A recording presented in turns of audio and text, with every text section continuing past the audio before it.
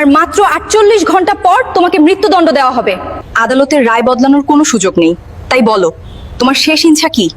আমরা সেটা পূরণ করার চেষ্টা করব। ম্যাডাম, আমার শেষ ইচ্ছাটা খুব সাধারণ। আমি শুধু একটি রাত আপনার সাথে কাটাতে চাই। তোমার মাথা কি ঠিক আছে আরমান?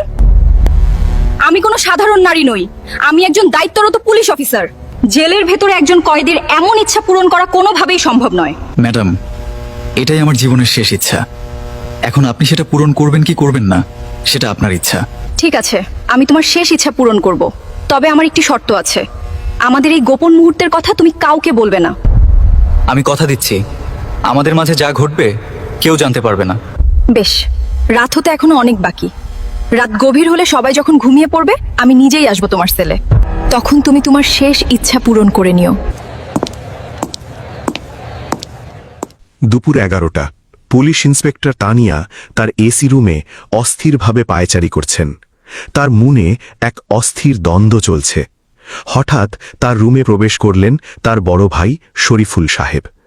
ভাইকে দেখে তানিয়া হালকা মুচকি হেসে বসতে বললেন, কিন্তু তার চোখে মুখে চিন্তার ছাপ স্পষ্ট। শরীফুল সাহেব বললেন, তানিয়া, তোকে আজ খুব বিমর্ষ দেখাচ্ছে, কোনো সমস্যা হয়েছে কি? তানিয়া দীর্ঘক্ষণ চুপ থেকে বললেন, ভাইয়া, আমার কর্মজীবনের একটা বড় অংশ কেটেছে জেলের এই নিস্তব্ধ দেয়াল, থানা আর আদালতের নথিপত্রের মাঝে। এই কয়েক বছরে আমি হাজার হাজার অপরাধীর মুখ দেখেছি। কেউ নিজের কৃতকর্মের জন্য অঝরে কাঁদে, কারো মুখে অপরাধের ছাপ স্পষ্ট ফুটে ওঠে, আবার কেউ কেউ একবারে পাথর হয়ে যায়। কিন্তু বন্দি নম্বর ৯১২ আরমান, সে আমাকে এমন এক মানসিক দ্বন্দ্বে ফেলে দিয়েছে যার কোনো যুক্তিযুক্ত উত্তর আমার কাছে নেই। ওকে কোনো সাধারণ অপরাধী মনে হয় না। মাত্র ২০ বছর বয়স, অথচ চোখে এক গভীর নীরবতা, যেন সে পৃথিবীর সব রহস্য জেনেও চুপ করে আছে। যে বয়সে ওর পৃথিবী দেখার কথা, সেই বয়সে ওকে ফাঁসির মঞ্চে যেতে হচ্ছে। যখনই আমি ওর নিষ্পাপ মুখটার দিকে তাকাই, মনের ভেতর একটা চিনচিনে ব্যথা অনুভব করি। আমি বুঝতে পারছি না, এই ছেলেটি সত্যই কোনো অপরাধী নাকি ভাগ্যের নির্মম পরিস্থিতির শিকার। পুলিশের এই ইউনিফর্ম আমাকে ভেতর থেকে খুব কঠোর করে দিয়েছে। আমি জানি আইন খুব নির্মম এবং এখানে অপরাধীর সঙ্গে আবেগপ্রবণ হওয়া নিষেধ। উপর থেকে চূড়ান্ত আদেশ চলে এসেছে। ঠিক ২ দিন পর আরমানকে মৃত্যুদণ্ড দেওয়া হবে। আইন তাকে শেষবার তার পরিবারের সঙ্গে দেখা করার একটা সুযোগ দিয়েছে। কাশিমপুর কেন্দ্রীয় কারাগারের লম্বা করিডোরে ভারী বুটের শব্দ প্রতিধ্বনি তুলছে। চারদিকের পাথুরে দেয়ালে এক অদ্ভুত শীতলতা বিরাজমান। জেল সুপার তার চেয়ারে বসে অত্যন্ত গম্ভীর মুখে ফাইলে সই করছিলেন। তার কপালে চিন্তার গভীর ভাঁজ। আগামীকালের ফাঁসি নিয়ে পুরো জেল প্রশাসন তটস্থ। হঠাৎ তিনি মাথা তুলে সামনে দাঁড়িয়ে থাকা লেডি অফিসার মিথিলার দিকে তাকালেন। জেল সুপার গম্ভীর স্বরে বললেন, মিথিলা, যাও এবং বন্দি নম্বর ৯১২ আরমানের কাছে গিয়ে তার শেষ ইচ্ছা জিজ্ঞেস করো। যাই হোক না কেন, সেটা দ্রুত পূরণ করার ব্যবস্থা করো। আমাদের হাতে সময় খুব কম, কাল সূর্য ওঠার আগেই সব প্রক্রিয়া শেষ করতে হবে। মিথিলা স্যালুট দিয়ে দৃঢ় কণ্ঠে বলল, জি স্যার, আমি এক্ষুনি যাচ্ছি। মিথিলা জেলের সেই অন্ধকার প্রকোষ্ঠের সামনে গিয়ে দাঁড়াল, যেখানে বাইরের দিনের আলো পৌঁছাতেও ভয় পায়। লোহার গরাদের ওপাশে ২০ বছরের তরুণ আরমান মেঝের দিকে তাকিয়ে মূর্তির মতো বসে আছে। মিথিলা ধীর স্থিরভাবে বলল, আরমান, কাল তোমার মৃত্যুদণ্ড কার্যকর হবে। আইনের নিয়ম অনুযায়ী এটাই তোমার শেষ রাত। তাই তোমার শেষ ইচ্ছা যাই হোক, আমাদের নিঃসংকোচে বলো, যাতে আমরা সেটা দ্রুত পূরণ করতে পারি। আমার সাথে একটু অফিসারের রুমে এসো তো। মিথিলা আরমানকে তার অন্ধকার সেল থেকে বের করে নিয়ে এলো একটি বিশেষ জিজ্ঞাসাবাদ কক্ষে। রুমের ভেতরটা গুমোট। টেবিলের ওপাশে বসে আছেন জেল সুপার, তার দুপাশে দুজন সশস্ত্র কনস্টেবল দাঁড়িয়ে আছে। আরমানকে মাঝখানের চেয়ারটিতে বসানোর পর জেল সুপার তার চশমাটা টেবিলের ওপর রেখে আরমানের দিকে তীক্ষ্ণ চোখে তাকালেন। মিথিলা আরমানের মুখোমুখি হয়ে গম্ভীর কণ্ঠে জিজ্ঞেস করল, আরমান, জেল সুপার স্যার নিজে এখানে উপস্থিত আছেন। কাল ভোরেই তোমার সাজা কার্যকর হবে। আইনের শেষ নিয়ম অনুযায়ী বলো, বিদায়ের আগে তোমার অন্তিম ইচ্ছা কি? কোনো বিশেষ খাবার খেতে চাও নাকি পরিবারের মানুষের সাথে শেষবার দেখা করতে চাও? আরমান টেবিলের দিকে তাকিয়ে এক ম্লান হাসি হাসল। তারপর শান্ত স্বরে বলল, ম্যাডাম, আমি আমার শেষ ইচ্ছার কথা তানিয়া ম্যাডামকে আগেই বলে দিয়েছি। তিনিই সেটা পূরণ করার কথা দিয়েছেন।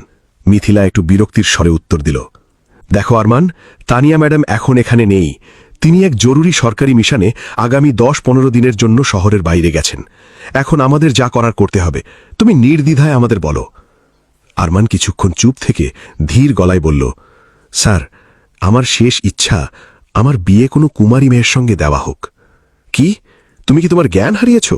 মিথিলা ধমক দিয়ে বলল, মাথায় মৃত্যুর ফাঁসির দড়ি ঝুলছে আর তুমি বিয়ের কথা ভাবছ? আরমান, আমাদের সাথে তামাশা করো না। আর কোন মেয়ে জেনে শুনে তোমাকে বিয়ে করবে শুনি? পুরো এলাকা জানে 2 দিন পর তোমার নিঃশ্বাস চিরতরে বন্ধ হয়ে যাবে। তোমার আয়ু আর মাত্র কয়েক ঘন্টা। নাকি তুমি কোনো বিশাল ধনাঢ্য পরিবারের উত্তরাধিকারী যে সব সম্পত্তি তার নামে করে দেবে, আর সেই লোভে কোনো মেয়ে ছুটে আসবে? আমরা কোথা থেকে কোণে জোগাড় করব তোমার জন্য? আরমান নির্লিপ্তভাবে উত্তর দিল, আমি জানি না ম্যাডাম, আমার শুধু এটাই শেষ ইচ্ছা।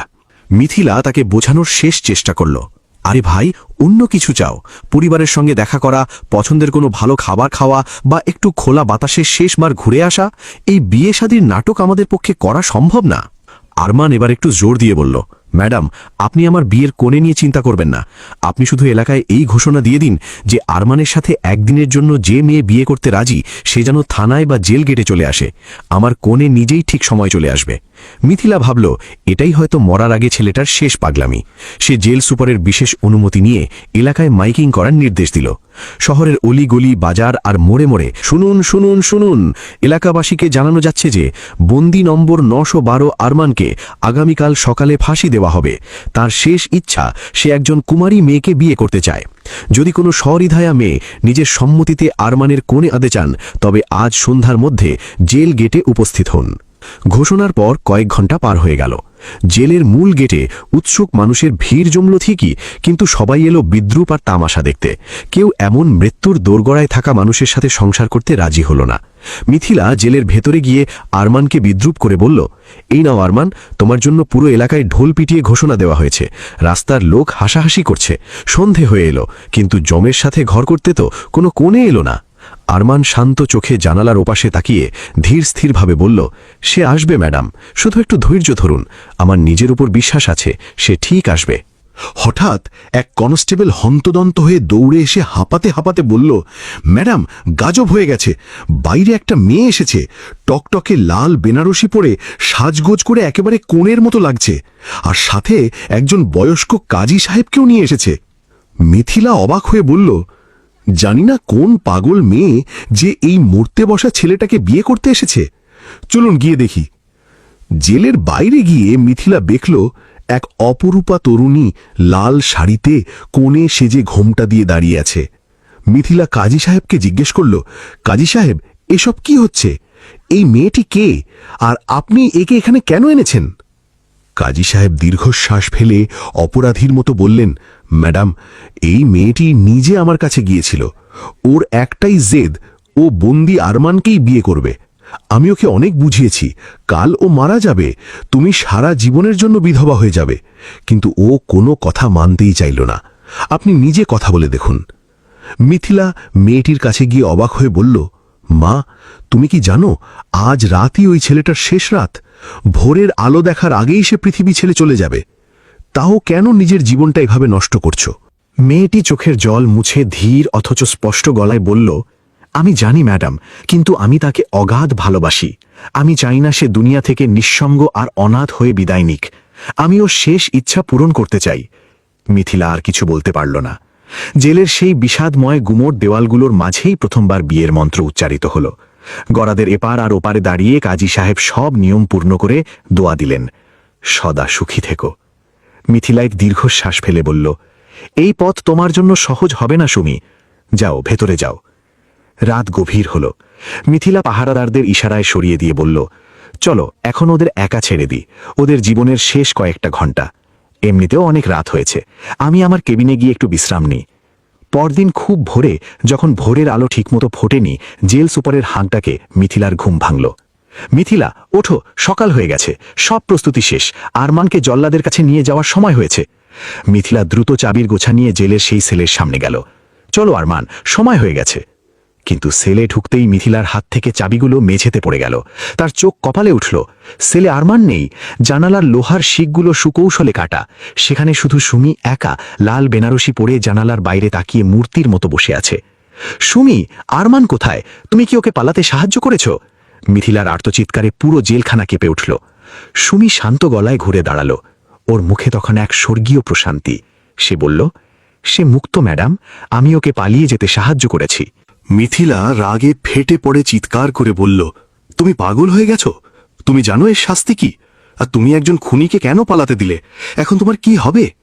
সুমি এবার মাথা তুলে সরাসরি মিথিলার চোখের দিকে তাকালো। তার চোখে তখন এক অদ্ভুত জলছবি। সে শান্ত স্বরে বলল, সে অপরাধী ছিল না ম্যাডাম, আসল অপরাধী আমি। 2 বছর আগে ওই ব্যবসায়ীকে আরমান খুন করেনি, আমি করেছিলাম। আরমান আমাকে নিজের জীবনের চেয়ে বেশি ভালোবাসত। আমাকে পুলিশের হাত থেকে বাঁচাতে ও খুনের দায় নিজের ঘাড়ে নিয়ে জেলে এসেছিল। সে আমার অপরাধের সাজা নিজের কাঁধে তুলে নিয়েছিল, যাতে আমি বাইরে স্বাধীনভাবে বাঁচতে পারি। আমি এই 2 বছর ধরে প্রতিটা সেকেন্ড তিলে তিলে মরছিলাম। যখন জানতে পারলাম আমার অপরাধের জন্য ওর ফাঁসি হচ্ছে, তখন আমি নিজেকে ধরে রাখতে পারিনি। আমি কোণে সেজে এসেছিলাম যাতে ওকে মুক্ত করতে পারি এবং নিজের অপরাধ সবার সামনে কবুল করতে পারি। পুরো জেলখানা নিস্তব্ধ হয়ে গেল। আরমানের মহানুভবতা আর সুমির এই চরম ত্যাগ সবাইকে পাথরের মতো স্তব্ধ করে দিল। তো বন্ধুরা, এই গল্পটি সেই তিক্ত সত্যের আয়না, যেখানে আসল অপরাধীরা মাঝে মাঝে বাইরে স্বাধীনভাবে ঘোরে আর নির্দোষ মানুষ ভালোবাসার টানে সাজা ভোগ করে। সবার কপাল